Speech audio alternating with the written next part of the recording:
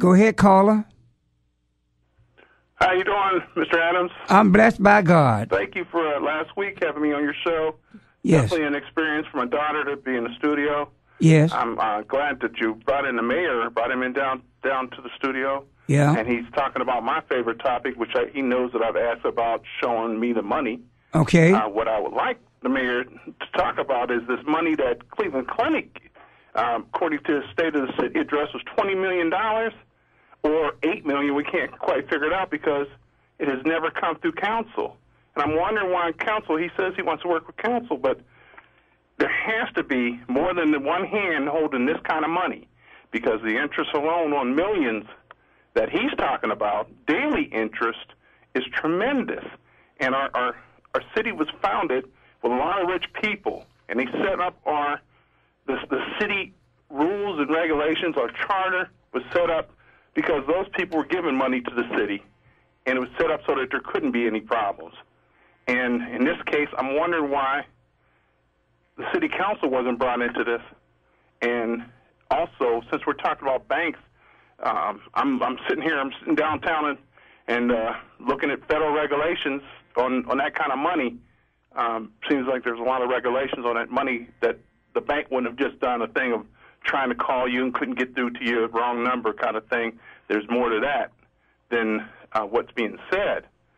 I just want to know where that money is from Cleveland Clinic and when we're going to finally let city council in on some of this money that we've collected, because we're talking now with, if just using your figures, Mr. Mayor, $3 million you just discovered, $20 or $8 million from the Cleveland Clinic Huron Hospital deal. So we got, just at the low end, $11 million that city council hasn't touched or seen. Where is it at? Go ahead, Mr. Mayor. That's quite a question. So we'll start where we can. It'll come in about 3 or 4 different parts. So the Cleveland Clinic money, everybody knows that Huron Hospital closed, and that closure was done by the Cleveland Clinic itself. The Cleveland Clinic owned the hospital. The Cleveland Clinic owned the building. The Cleveland Clinic owned the land. The Cleveland Clinic owned the business. They owned everything. The city had no role in that. I did not, the city did not choose for them to shut the hospital down. The Cleveland Clinic made that decision, and we even filed a lawsuit at one point to stop it. We certainly protested. We had friends and neighbors and good people all across the state who were helping us in that, and we really, really appreciate it.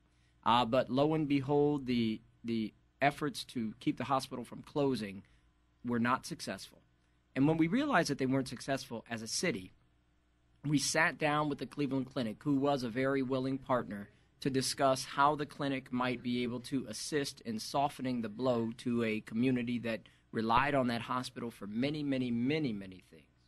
And it came down to some issues, which were what would we to do with a huge building that we already have a number of vacant and abandoned houses and commercial buildings in the city, and it's a problem for us. So we had to decide that. And what were we going to do about the missing employment base and missing commerce and missing tax base?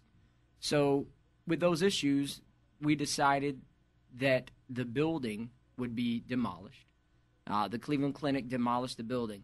$10 million of the $20 million that we refer to come from the approximate demolition cost of a hospital. So Cleveland Clinic is spending its own money to demolish the hospital and a couple of surrounding buildings that were not owned by the Cleveland Clinic but needed to come down. So that's $10 million in demolition to benefit the city. The other $10 million is split this way. $8 million of it is in cash. The $8 million in cash will come over a 3 or so year period.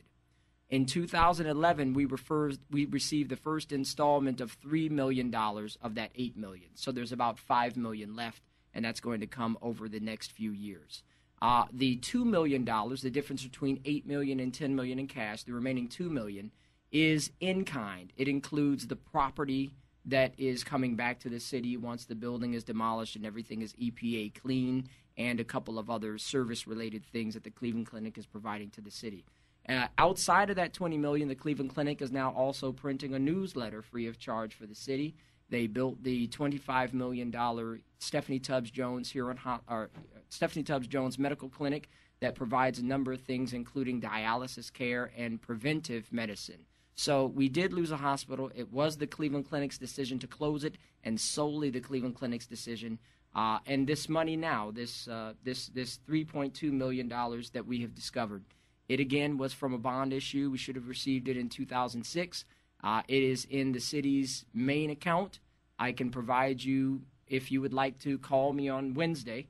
Actually, you could call even on Monday. Call on Monday, and we'll tell you anything that you'd want to know about that. And again, those details are still coming to us in terms of what happened with that transaction, why it didn't occur in 2006, why we had to do it in 2012, and all the details we get, we're happy to share.